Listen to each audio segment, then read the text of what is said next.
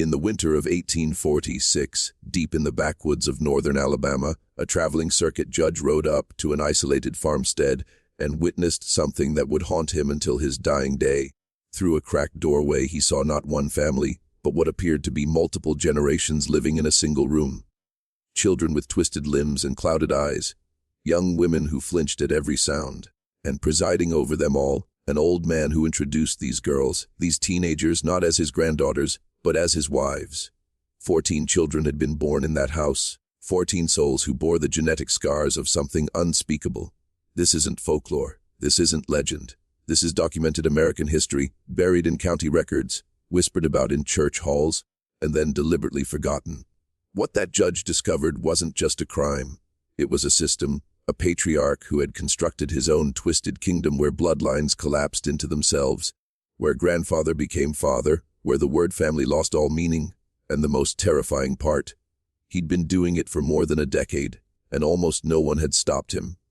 Before we go further into this nightmare, make sure to subscribe and let us know in the comments where you're watching from. This story needs to be told, and it needs witnesses. Thanks for that. Now, you have to understand what Alabama was like in 1846. This wasn't the Alabama of today, with highways and cities and cell phone towers. This was a place barely 30 years removed from being considered frontier territory, a wild expanse where the federal government's authority was more theoretical than real. The state had only been admitted to the Union in 1819, and vast stretches of it, especially in the northern hill country, remained essentially lawless. Settlements were scattered, separated by miles of dense forest and rough terrain that could take days to traverse. The county seat might be a 2-day ride from the furthest farms, and the sheriff, if there even was one, might visit these remote areas only once or twice a year, if at all. Into this vacuum of authority stepped men who believed that their land was their kingdom, that the boundaries of their property marked the limits of any outside jurisdiction. The law, such as it was, recognized something called coverture, a legal doctrine imported from English common law that essentially erased a woman's legal identity upon marriage. She couldn't own property, couldn't sign contracts, couldn't testify in court against her husband. She was, in the eyes of the law, a possession. Her children were possessions. And if a man was sufficiently isolated, sufficiently intimidating, sufficiently willing to defend what he considered his right to absolute patriarchal authority, then he could construct a world inside his property lines where his word was the only law that mattered. The surrounding culture supported this. Antebellum Southern society was built on hierarchy, on the unquestioned authority of white men over their households, which included wives, children, slaves, and anyone else who lived under their roof. To challenge a patriarch was to challenge the entire social order. Churches preached obedience to earthly fathers as preparation for obedience to the heavenly Father. Courts assumed that what happened within a family was a private matter, not suitable for public intervention except in the most extreme circumstances. And what constituted extreme? That line was drawn very, very far from where we would draw it today. The man at the center of this horror was named Josiah Cunningham, though some records list him as Josiah Cunningsworth, and this confusion of names itself tells you something about how thoroughly this story was buried. He was born sometime around 1775, which would have made him 70 years old when the judge found him. He'd come to Alabama from Georgia in the early 1820s, part of that first wave of settlement after the Creek Wars had opened up Native American lands to white expansion. He'd claimed a sizable tract of land, maybe 200 acres, in what's now Winston County, though the county boundaries were different then. He'd married a woman named Rebecca, and they'd had children, including at least 2 daughters, Martha and Sarah. Rebecca died sometime in the 1830s. The exact date isn't clear from the surviving records, and here's where the timeline gets dark. Martha and Sarah, his daughters, would have been in their late teens or early 20s when their mother died. They never left the homestead. They never married outside the family. And within a few years, both of them had given birth to daughters of their own. The father of these children, according to the whispered accounts that eventually reached town, was Josiah himself. But here's what makes this even more depraved. Josiah didn't stop with his daughters. As those daughters gave birth to girls, as his granddaughters grew into adolescence, he claimed them too. He called them his wives. He performed mock ceremonies. Some witnesses later said, reading from a Bible and declaring before his own household that these girls belonged to him by divine right, that he was building a pure bloodline, that outsiders would corrupt what he was creating. Can you imagine the psychological torture of growing up in that house, knowing that your grandfather was also your father, that your mother was also your sister, that the other children playing in the dirt yard were simultaneously your siblings, your cousins, your aunts and uncles, all tangled into a family tree that didn't branch, but instead coiled back on itself like a snake eating its own tail? To the few outsiders who did encounter the Cunningham Farm, Josiah had a ready explanation. These were his daughters-in-law, he said, widows of sons who had died in accidents or illnesses. He was sheltering them out of Christian charity. The children, orphans he'd taken in, grandchildren he was raising because their fathers, his sons, had perished. And in that time and place, this story was believable enough that people didn't press.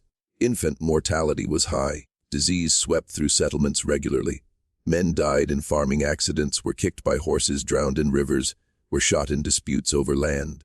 A family compound full of widows and orphans wasn't necessarily suspicious.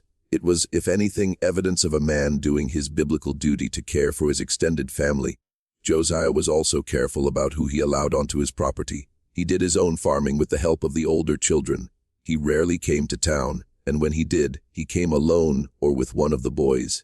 The girls were never seen. The youngest children were never seen. He bought supplies irregularly, enough to suggest self-sufficiency, not enough to trigger questions about why he needed so much. He paid his debts when he had them. He didn't cause trouble. He attended church, though not regularly. When he did show up for services, he sat in the back and left immediately afterward, speaking to no one. He cultivated an image of a stern but respectable old farmer who valued his privacy and his independence. And the community, such as it was, respected that. The frontier attracted men who didn't want to be questioned, who'd left behind complicated pasts, who wanted to be let alone. There was an unspoken agreement. You didn't pry into another man's business, and he didn't pry into yours. But the farm itself, as later investigation would reveal, was designed for concealment. The main house was set back from the road, more than a quarter-mile down an overgrown track that was barely passable by wagon. Dense stands of oak and pine surrounded the cleared land, creating a natural barrier that blocked sight lines from any direction. Josiah had built not one structure but several, a main cabin and at least 3 smaller outbuildings, and it was in these smaller structures that he kept the girls and the youngest children. The main cabin was for show, the place where he'd receive any unexpected visitors. It was relatively clean, relatively normal, but the outbuildings, those were where the real life of the compound happened. They had locks on the outside. Later testimony from one of the surviving children described doors that could only be opened from the exterior, windows covered with wooden shutters that were nailed shut. The children's education was minimal and entirely controlled by Josiah. He taught them to read from the Bible and nothing else. He taught them that the outside world was wicked, that strangers were dangerous, that they were part of a chosen family that had to remain pure and isolated. He told them that what happened on the farm was normal, that all families were structured this way, that the confused feelings they had about their relationships were signs of their own sinfulness, not his. The psychological manipulation was as sophisticated as anything you'd find in a modern cult. He controlled all information, all contact with the outside world, all definitions of reality. Inside those walls, his word defined what was true, what was moral, what was permissible. And the children, who'd never known anything different, who had no comparison point, no alternative model of family, accepted it because they had no choice. The oldest girls, the ones who'd reached adolescence, understood enough to know that something was wrong, but they were trapped. Where would they go? They had no money, no education beyond basic literacy, no knowledge of the roads or towns beyond the farm. They'd been told that if they left, they'd be killed by Indians or enslaved or damned to hell. Josiah had made sure they were psychologically chained even more securely than if he'd used actual irons. On the few occasions when neighbors or passing travelers did express curiosity about the Cunningham place, there were always explanations. Why were the children never seen in town?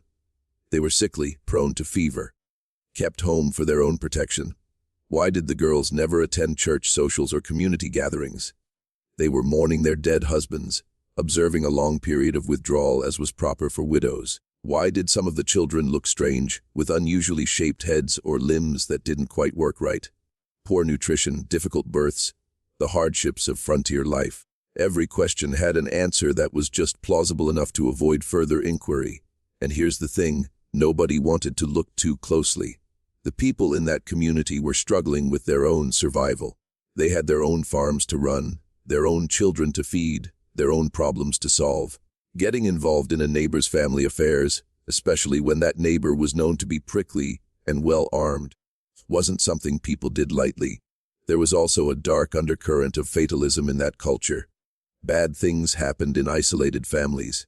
Everyone knew someone who'd heard of someone where things had gone wrong, where a father drank too much and beat his wife, where children were worked like animals, where the line between discipline and abuse became blurred. It was tragic, certainly, but it was also private. The assumption was that God would sort it out in the end, that earthly authorities had no business interfering in the sanctity of the home. This attitude wasn't unique to Alabama, or even to the South. It was pervasive in 19th century America, particularly in rural areas where self-reliance was idealized to the point of dogma. Josiah didn't operate entirely alone. There was at least one other person who knew the full extent of what was happening and did nothing to stop it. A man named Elijah Watts, who lived on the neighboring property, about 2 miles away. Elijah was younger than Josiah, maybe in his 40s during the period in question, and he served as a kind of intermediary between the Cunningham Farm and the outside world. He'd occasionally accompany Josiah to town, help with larger purchases, vouch for him when needed. Later testimony, given after the case finally broke open, suggested that Elijah had visited the farm many times, that he'd seen the girls, that he'd even been offered one of them by Josiah as a wife. He declined, not out of moral objection, but because he already had a wife and didn't want the complication. But he never reported what he saw. When asked why, years later, he said he didn't think it was his place to interfere. He said Josiah was within his rights as the head of his household. He said the girls seemed well fed and clothed, which was more than could be said for a lot of families. This is the banality of evil that people talk about. Elijah wasn't a monster himself. By all accounts, he was an ordinary farmer, a church-going man, someone who'd never committed a crime. But his willingness to look away, to rationalize, to decide that maintaining social harmony was more important than protecting those girls, made him complicit in their suffering. And he wasn't alone. There were others who must have suspected, who must have seen something that didn't add up, who chose silence. The midwife who might have been called when one of the girls gave birth, and noticed that there were no wedding rings, no husbands present. The traveling peddler who sold goods to Josiah and heard children's voices from the locked-out buildings. The minister who recorded births in the county register and didn't question why so many children from one family had no father's name listed. Each of them made a choice, and each of those choices allowed the horror to continue. Let's talk about the victims because they weren't abstractions. They were real people with names and lives and suffering that continued day after day after day. Martha and Sarah, Josiah's daughters, were the first victims, though their stories are the least documented. By the time the case became public, both of them were dead. Sarah from complications during childbirth sometime in the early 1840s. Martha from what was described as a fever in 1845. Whether these were natural deaths or something else is impossible to know now. What we do know is that between them, they bore at least 6 daughters who survived to adolescence. These were Josiah's granddaughters and, horrifically, his daughters as well. The records give us some of their names: Rachel, age 16 when the farm was finally raided; Elizabeth, age 14, Mary, age 12. There were 3 more whose names were never properly recorded, listed in court documents only as Girl 1, Girl 2, and Girl 3, which tells you something about how thoroughly their identities had been erased. These girls had spent their entire lives on that farm. They'd never been to school. They'd never played with other children. They'd never been shopping in a town, never attended a dance, never experienced any of the normal milestones of growing up. Their world was bounded by those property lines and dominated entirely by Josiah's will. Several of them had already been forced to bear children by the time they were discovered. Rachel had 2 infants. Elizabeth was pregnant. The medical examinations conducted after the raid found evidence of repeated sexual trauma in all 6 of the teenage girls. And then there were the 14 children of this incestuous nightmare, ranging in age from infancy to about 12 years old. The effects of inbreeding were obvious and devastating. At least 4 of them had severe physical deformities, club feet, malformed limbs, spinal curvatures that left them unable to stand upright. Several had intellectual disabilities so profound they couldn't speak or care for themselves.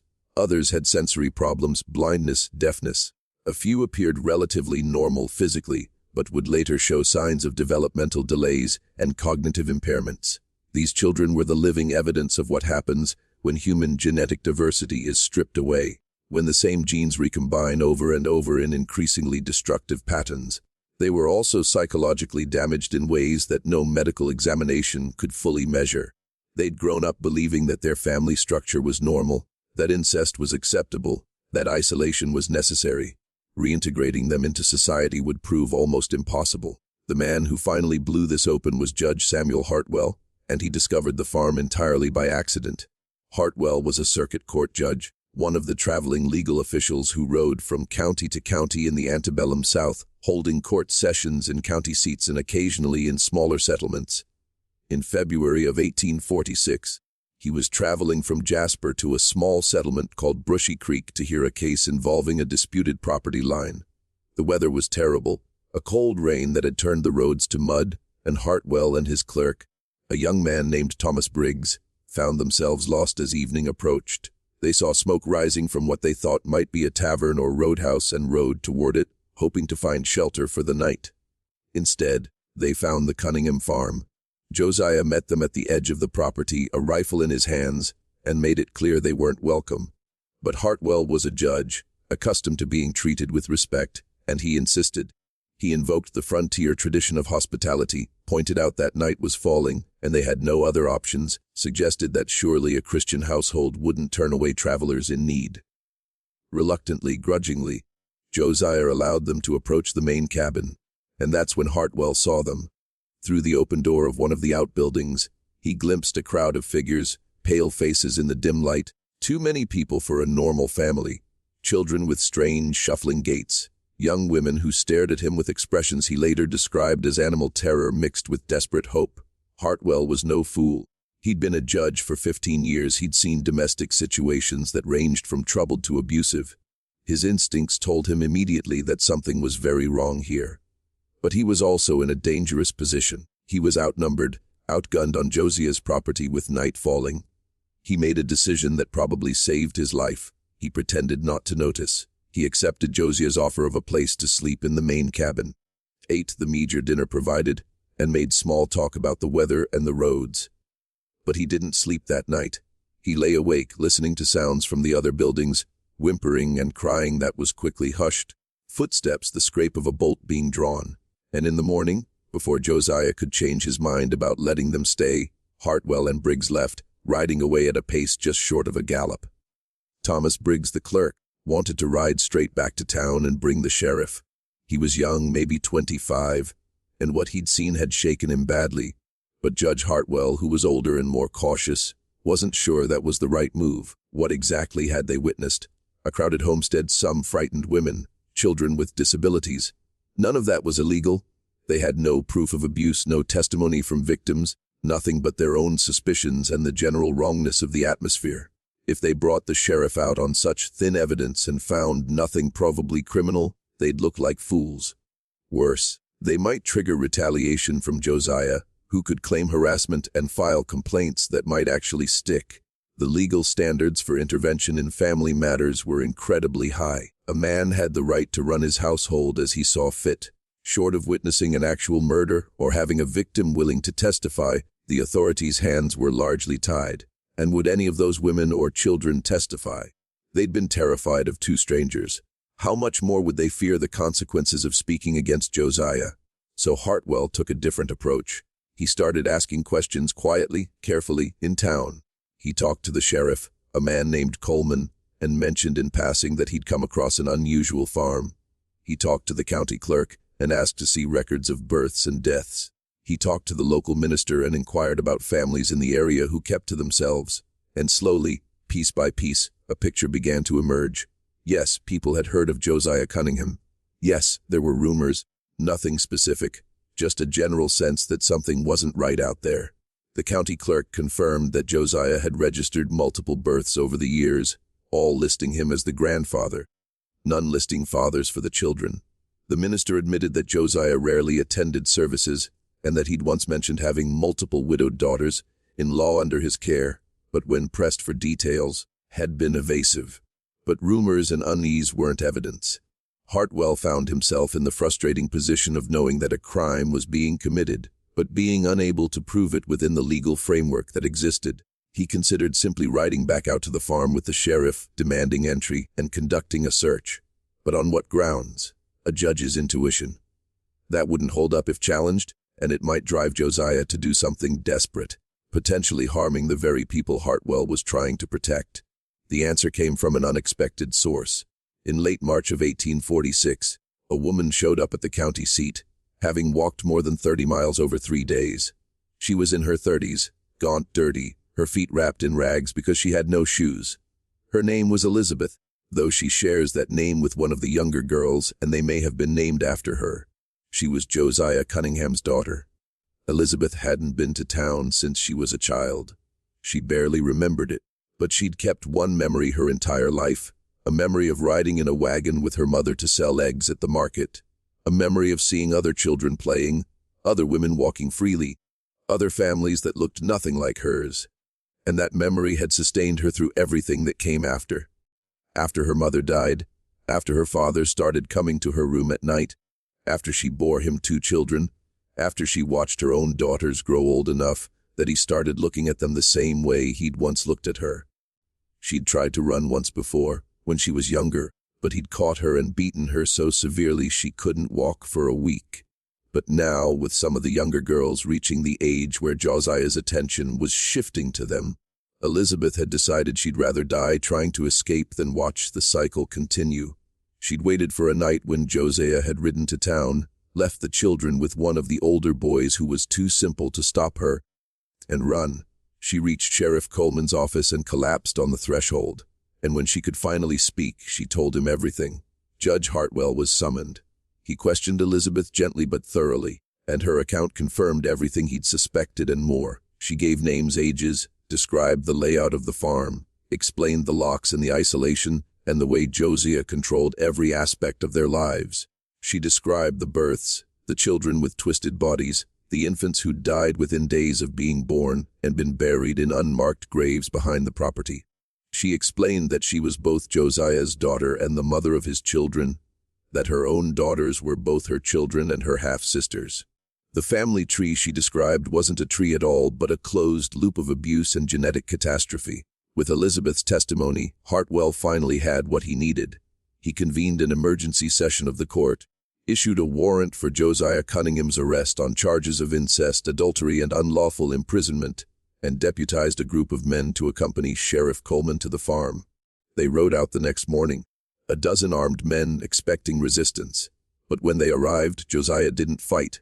He stood in front of his main cabin, watched them approach, and when Coleman read the warrant, he simply nodded. He said nothing in his own defense. He didn't deny the charges. He didn't plead or beg or threaten. He just asked if he could get his coat, and then he allowed himself to be handcuffed and led away. His silence was more unnerving than any defense might have been. It suggested a man who felt no guilt, who saw nothing wrong with what he'd done, who believed that history would eventually vindicate him. While Josiah was being transported to the county jail, the deputized men searched the farm, and what they found was worse than anyone had imagined. The outbuildings weren't just locked, they were fortified. Heavy bars across the doors, windows not just shuttered but boarded over from the outside. Inside, the conditions were squalid. Straw mattresses on dirt floors. No furniture except crude benches. A single pot-bellied stove that provided inadequate heat. Buckets for waste that hadn't been emptied in days. And the people living in these conditions, 5 teenage girls and 14 children, ranging from infants to pre-adolescents. They were terrified of the strangers, cowering in corners, some of them screaming, others completely silent. The older girls tried to shield the younger children, forming a protective barrier with their bodies, even though the men weren't threatening them. It took hours to convince them that they were being rescued, not harmed. Several of the children spoke in a dialect so specific to the farm that it was barely comprehensible. They'd created their own vocabulary, their own grammar, because they'd had almost no contact with outside speakers of English. The physical condition of the children was heartbreaking. Malnutrition was obvious, distended bellies, thin limbs, sores around their mouths from vitamin deficiencies. Several had infections, untreated wounds, dental problems so severe their teeth were rotting out of their heads. But it was the genetic effects of inbreeding that were most shocking. One boy, about 8 years old, had legs so bowed he couldn't straighten them, and his spine curved to the side in a severe scoliosis that made him appear almost folded in half. A girl of about 6 had microcephaly, her skull and brain significantly smaller than normal, and she functioned at the level of an infant despite her age. Twin boys, maybe 4 years old, were both deaf and had facial features so distinctive, wide set eyes, flat nasal bridges, small chins, that the doctor who examined them later said he'd never seen anything like it. These weren't just birth defects. These were the cumulative effects of generations of incest, recessive genes pairing up over and over, genetic load increasing with each new generation until it expressed itself in these tragic, preventable disabilities. The doctor's report, which survives in the county archives, makes for grim reading. He documented 9 children with significant physical or cognitive impairments out of the 14 present. He noted that several of the older children showed signs of what we'd now recognize as fetal alcohol effects. Though Josiah wasn't known to be a heavy drinker, the more likely cause was the girls' poor nutrition during pregnancy. He observed that none of the children had been vaccinated against smallpox, despite a state program that made vaccination available even in rural areas. He found evidence of fractures that had healed badly, suggesting either accidents that went untreated or physical abuse. And in the 5 teenage girls, he found evidence of repeated sexual trauma, scarring and tearing that indicated years of abuse beginning when they were barely pubescent. Hidden beneath the cabin floorboards lay Josiah's testament, a leather-bound, pages dense with scripture and livestock metaphors. He was no mere brute, he insisted. He was a breeder of purity. Outside blood-diluted strength, only his own seed folded back upon itself generation after generation could forge an unbreakable line. Abraham with Sarah his sister, God blessed the womb. Why then should Josiah's daughters, he wrote of culling the weak, with calm satisfaction, infants born twisted or silent were God's merciful pruning so the strong might flourish. The crippled children were not tragedy, but tuition paid for future perfection.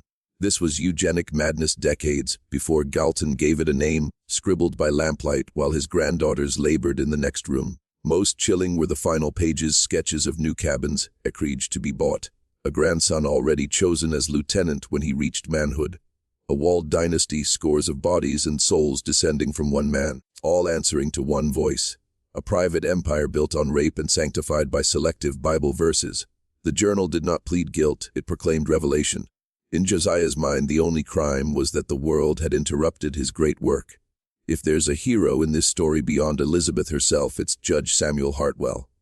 I want you to understand what kind of man he was, not because he was perfect, but because his actions demonstrated what was possible even within the constraints of his time. Hartwell was 53 years old in 1846, a widower with 3 grown children. He'd been educated at a small college in Virginia, had practiced law for 15 years before being appointed to the bench. By all accounts, he was a religious man. A Presbyterian who took his faith seriously, but who also believed in the law as a tool for justice, not just social control. He could have walked away from the Cunningham case after Elizabeth gave her testimony.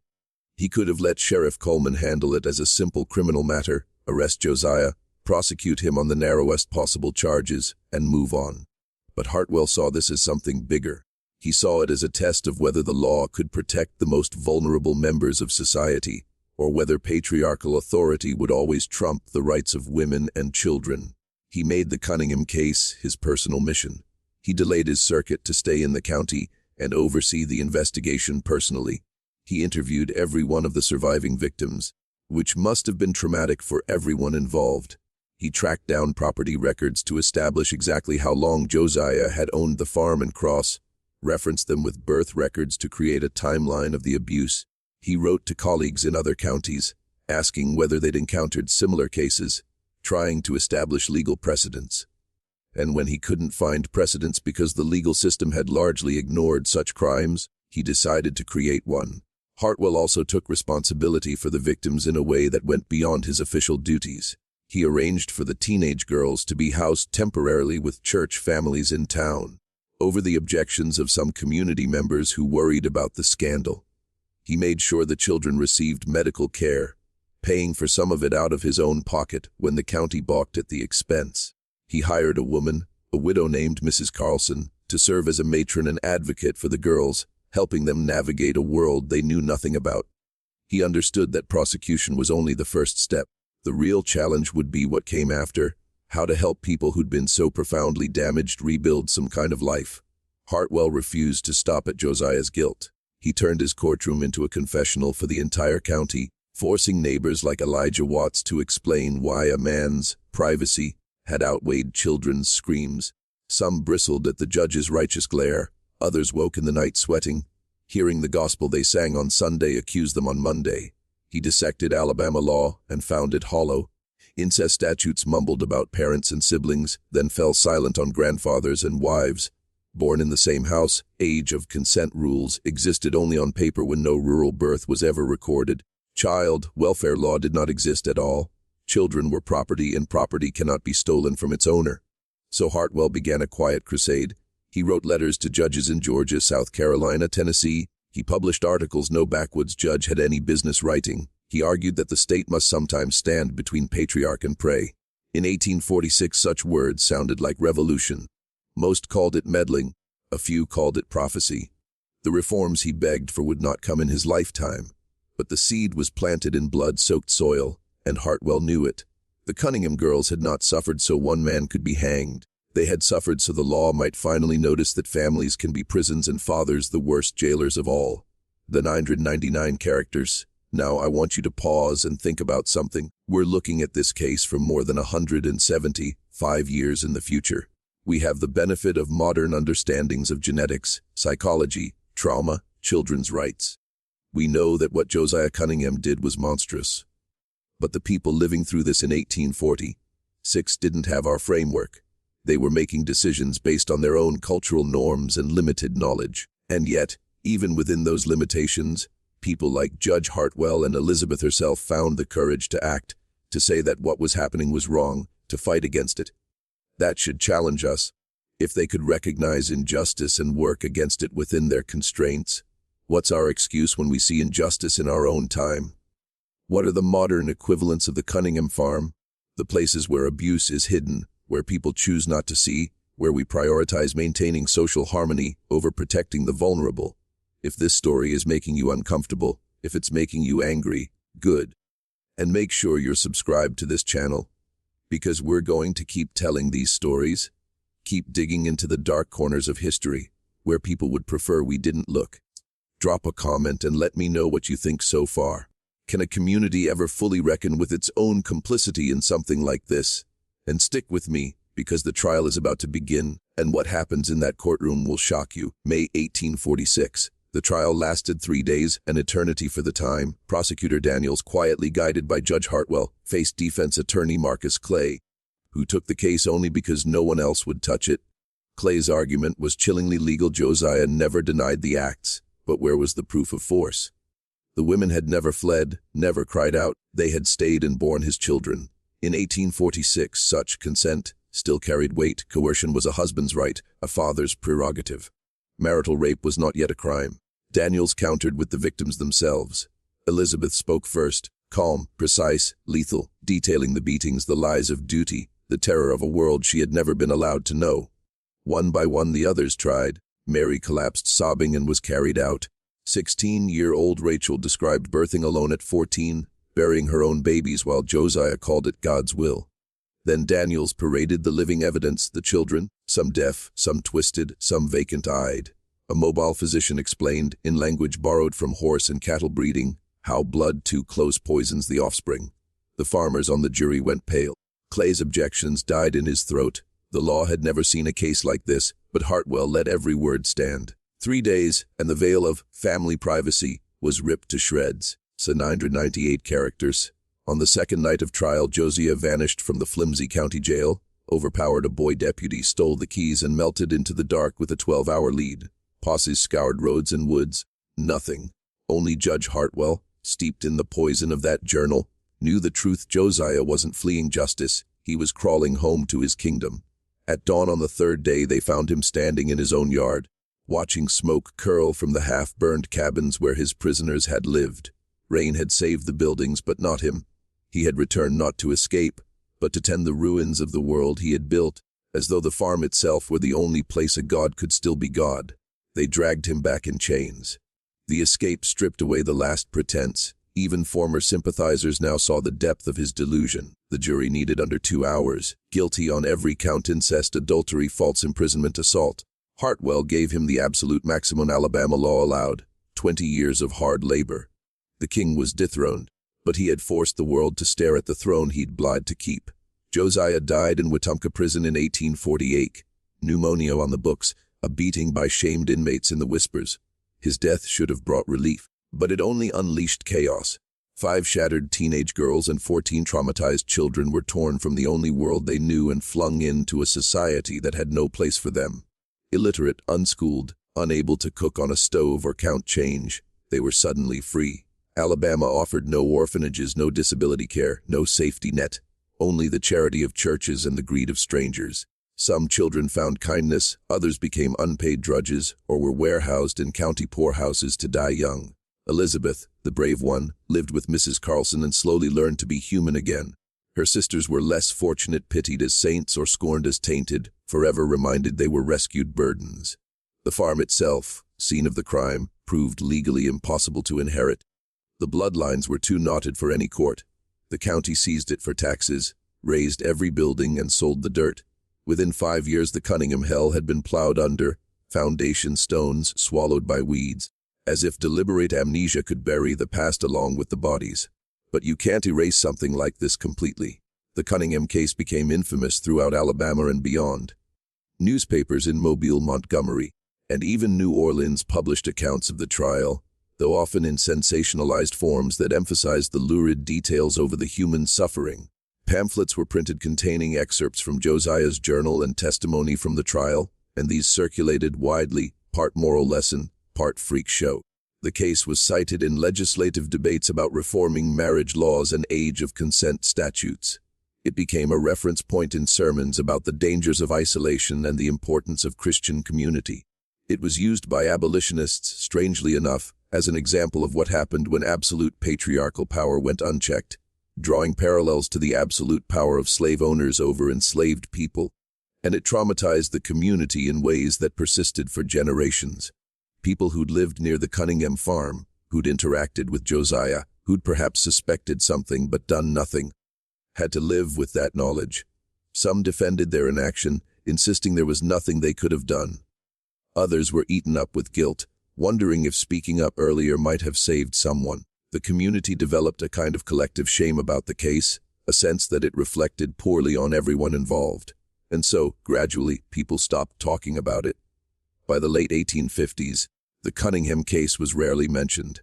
When it did come up, it was often in coded terms, that terrible business up in the hill country, or that case Judge Hartwell handled.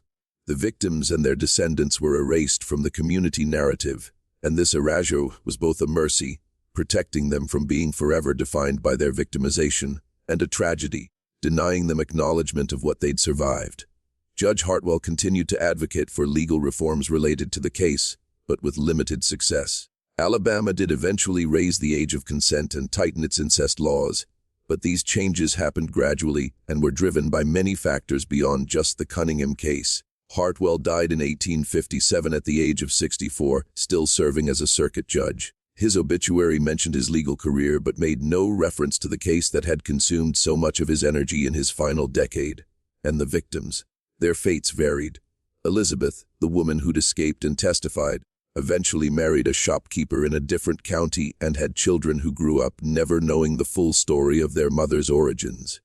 She died in the 1880s, having outlived most of her siblings and children from the farm. The other girls from the farm had mixed outcomes. At least 2 died young, one from complications related to childbirth, another from tuberculosis.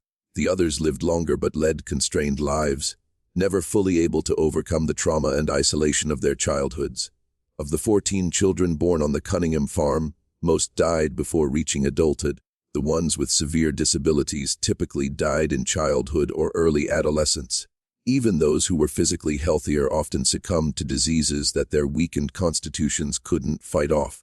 A few survived into adulthood and had children of their own, but they carried genetic vulnerabilities that would express themselves in later generations, elevated risks of certain disorders, susceptibilities that could be traced back to that concentrated period of inbreeding. Josiah Cunningham was not just a monster, he was a product. Antebellum society handed him absolute dominion, cloaked his crimes in family privacy, and starved the vulnerable of any path to rescue. He knew it, planned for it, wrote it in his journal. Isolation was his fortress, coverture his sword, patriarchal honor his shield. He believed no daughter raised in chains could ever break them. He was wrong. Elizabeth's escape and courtroom testimony proved that even the most crushed spirit can rise, and when one voice pierces the silence, the entire edifice cracks.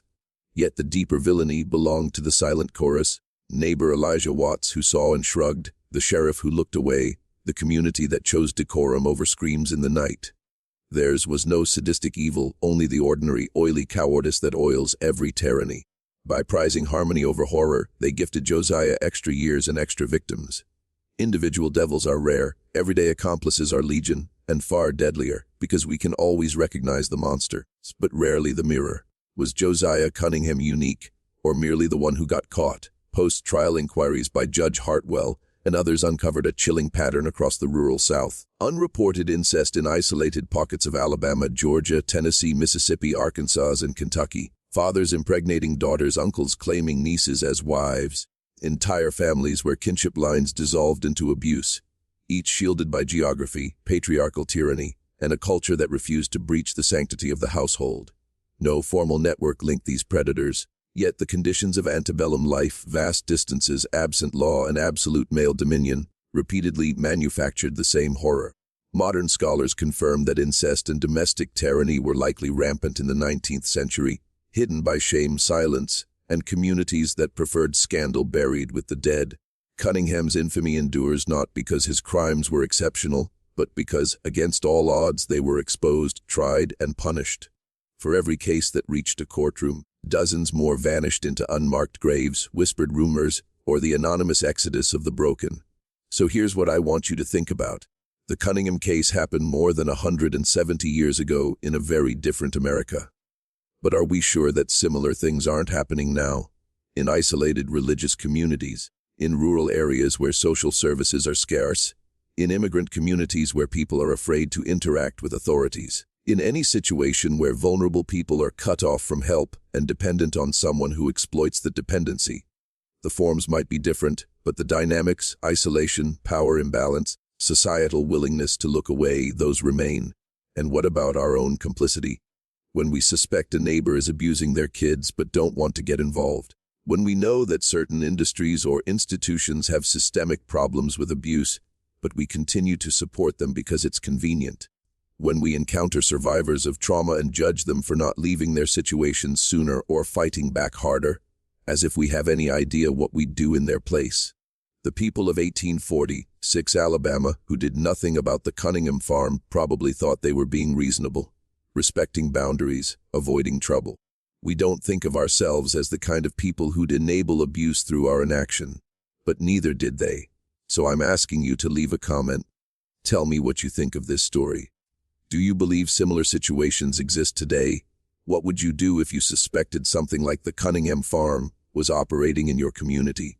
And be honest, not what you'd like to think you'd do, but what you realistically would do given all the social pressures and practical constraints. This conversation needs to happen.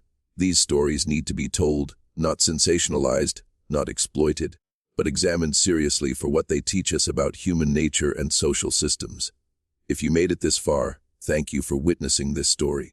Make sure you're subscribed because we're not done digging into the dark corners of American history.